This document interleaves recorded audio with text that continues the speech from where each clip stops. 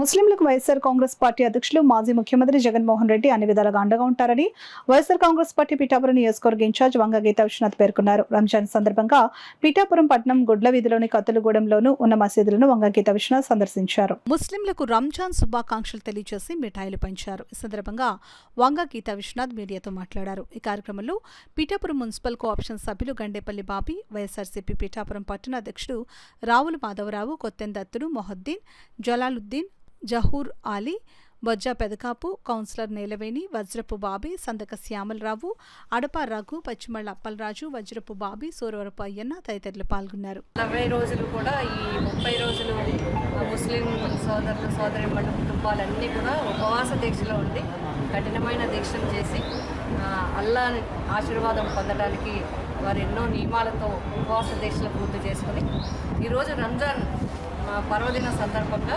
హృదయపూర్వకంగా ముస్లిం సోదరీమణులకు వారి కుటుంబాలకు వారి సన్నిహితులందరికీ కూడా వైఎస్ఆర్సీపీ పార్టీ పిఠాపురం నియోజకవర్గం తరఫున మా నాయకుడు జగన్మోహన్ రెడ్డి గారి తరఫున హృదయపూర్వకంగా అందరికీ కూడా శుభాకాంక్షలు తెలియజేస్తాను. ఈద్ ముబారక్.